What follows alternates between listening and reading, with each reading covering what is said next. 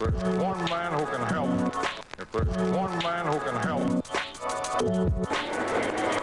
it's the man coming in here right now.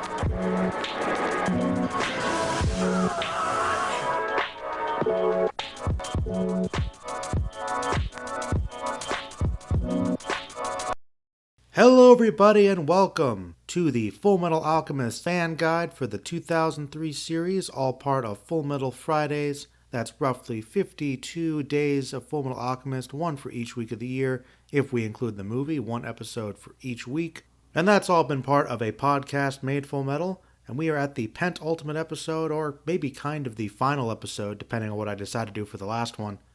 Roughly these have been every Friday at 9 p.m. Eastern Standard Time.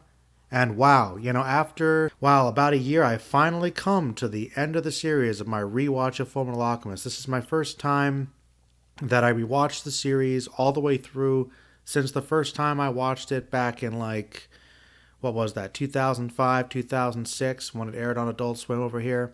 So yeah, I've watched pieces of it since then. It's been one of my favorite anime series. I've often said it's my favorite, but it had been a long time since I'd watched this one through all the way. And wow, finally getting back to it, pretty much completing the journey. So it's really cool. Something I've wanted to be consistent with was try to get this podcast done because I was talking about it for a couple years. And finally just sat down and made myself do it. Missed a few weeks here or there, but then I just had to compensate with more recordings. All right, so we come to the final two episodes here. Episodes 50 and 51, Death and Laws and Promises. In Death, we kind of cut to the other world, which is sort of like our world. It's during World War I, where London's getting bombed.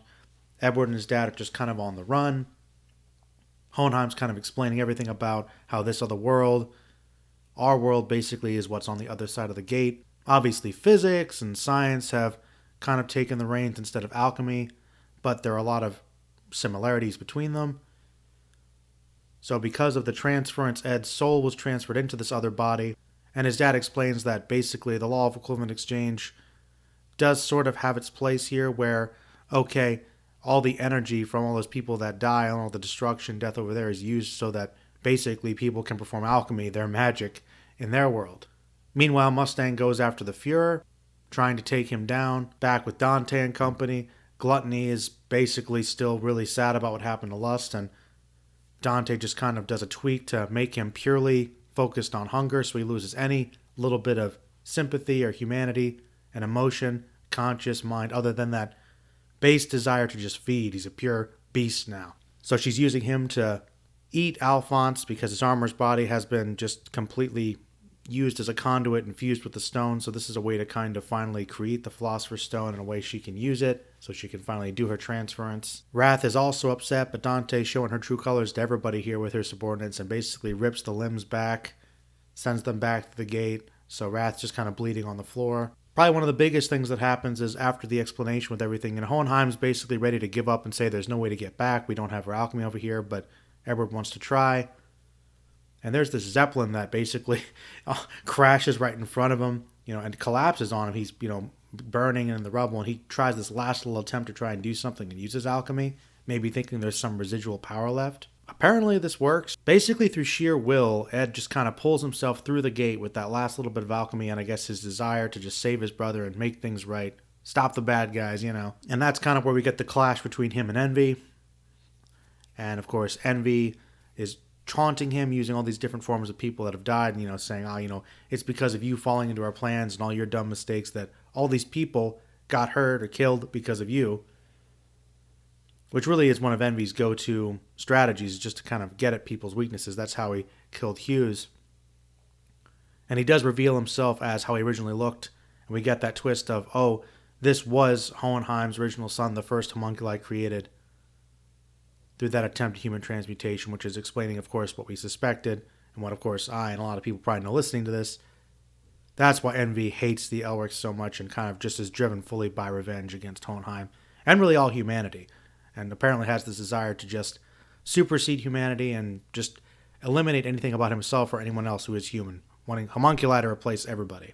Naturally, Ed basically realizes he is, facing who was essentially his brother, his half-brother, and, of course, this catches him off guard, and Envy uses that to just pierce him through the chest, and then the episode ends with him bleeding out, and this actually snaps Rose out of the daze that she's been in. So pretty intense cliffhanger for that one. And that leaves us to our finale, if you can believe it or not, Laws and Promises. So Alphonse actually has a lot of power in the stone, and perhaps that last little attempt that Ed made when he was coming through the gate maybe had some kind of effect on Al, because he manages to break free of the transmutation circle and says, hey, you can't really do anything to me, Dante, and realizes he is that powerful. And he says, I'm going to try to use the power of the stone to revive my brother. So finally going to basically try human transmutation one more time, but let's see if we can do it now that we really have this stone. Envy was really just still mad about the fact that Hohenheim was alive somewhere, so Envy just ditches and goes to the gate, encounters Edward over there, basically his soul in there. And Envy then decides to leave, go through it, and becomes a dragon for some reason. It turns out Al's strategy worked, and Edward actually does reawaken in his body. He's fully healed, he's got his limbs back. But Al was taken through the gate, so equivalent exchange once again. Of course, Edward decides after Rose and Wrath are in safety now, because I guess we've forgiven Wrath because of everything, poor kid. Ed decides to use transmutation as well, trying to offer his own life to get Al back. Turns out, we'll flash forward later to see that this did actually work. They kind of leave us hanging to see if it did. It did work, but it seems like in exchange for Al coming back to life, he loses all those memories of everything that happened to him. So all that life experience is gone too. Also, Mustang managed to beat Bradley because his son Salim actually brought home the piece of his body of the original person he was transmuted from, which was his skull, because he was just trying to keep the gift safe for his father, which allows him to be weak enough for Mustang to kill him.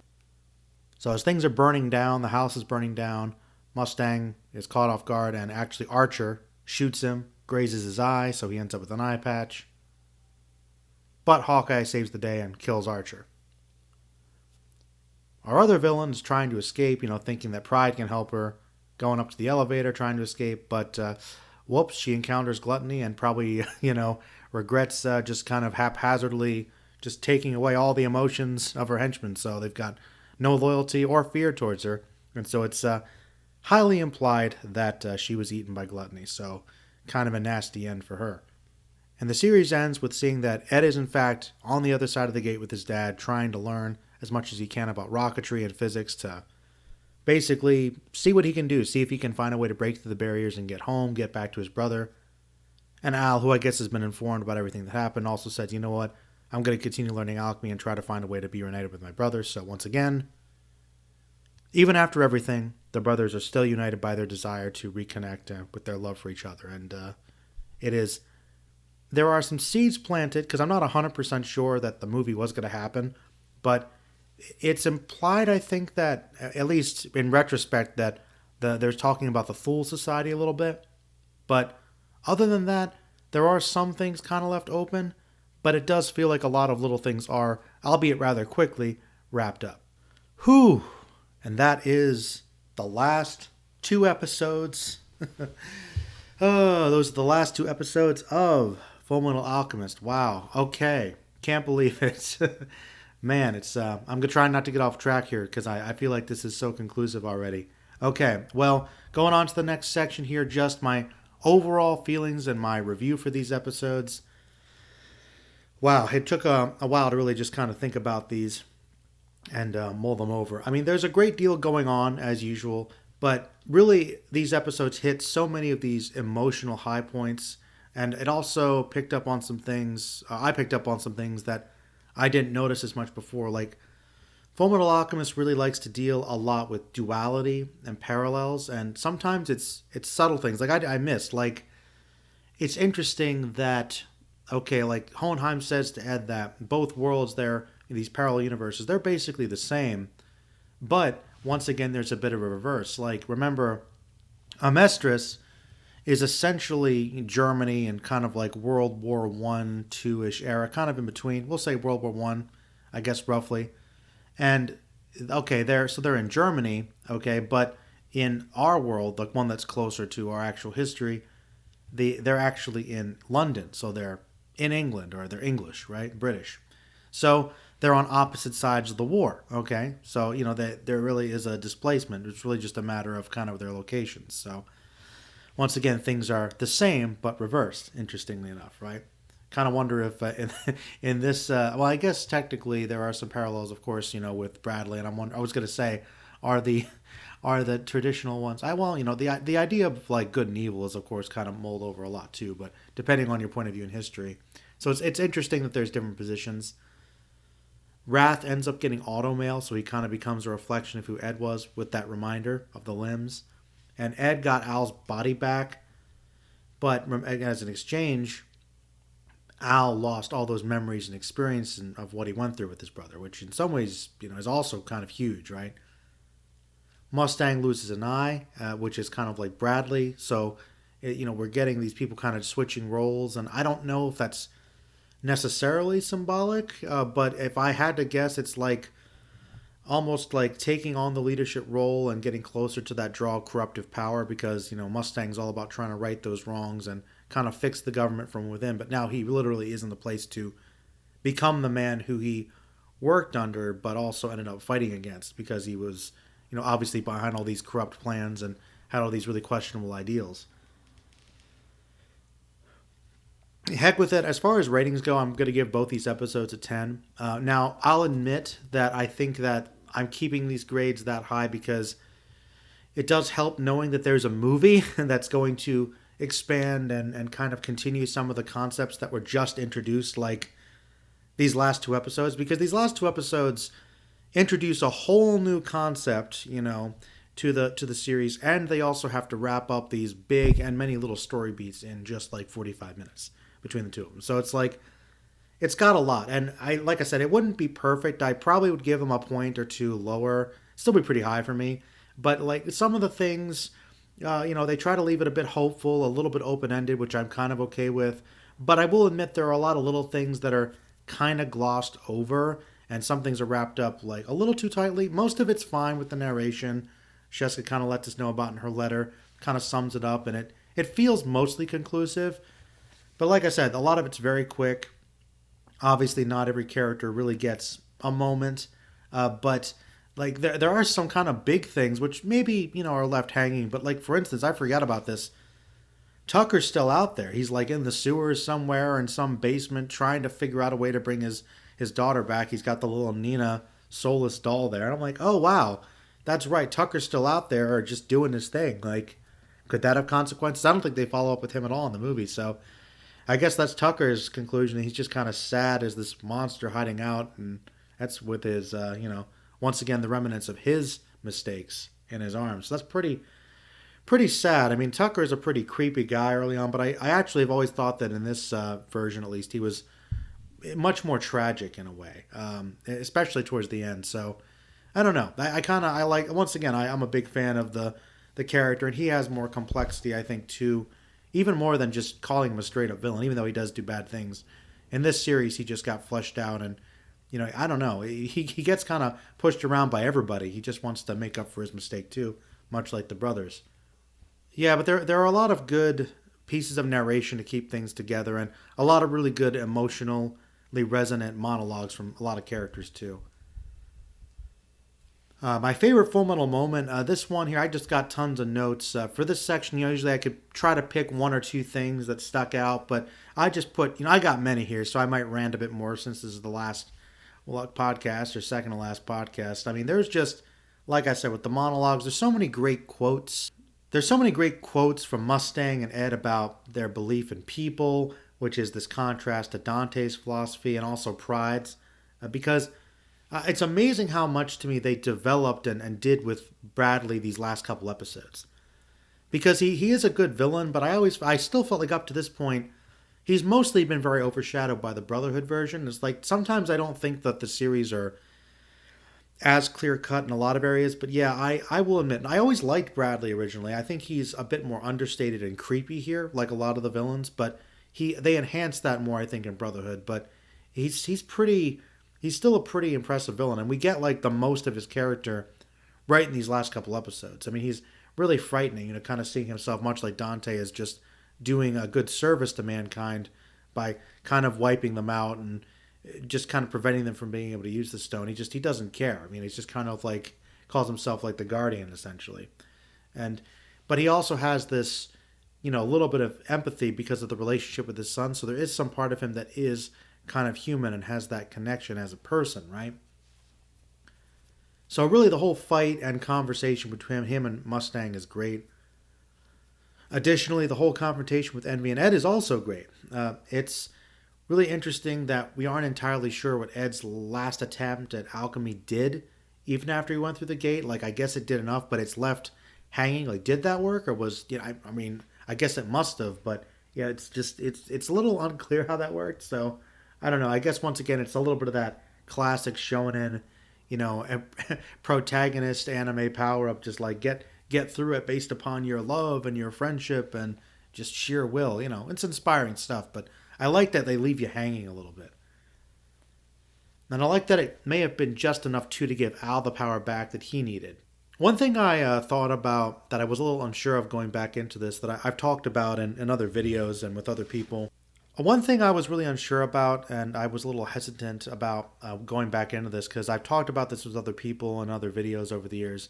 I was always a little mixed, I thought, about the whole other world at the other side of the gate. I thought of it generally as being kind of a little out of left field. So surprisingly, going back through this, and maybe because I knew it was coming a little bit and I've seen the movie, I kind of felt the whole other world thing was surprisingly well integrated. It does feel like they could have gone into it even more and fleshed it out more, but it doesn't seem quite as left field. Like, it oddly made sense. I do like that Dante gets her comeuppance finally. Though I do wonder, why does Envy turn into a dragon? I mean, I feel like that was just the animators were like, that's cool. Like, maybe it's symbolic for something, but in the lore of the series, maybe it's a cultural thing.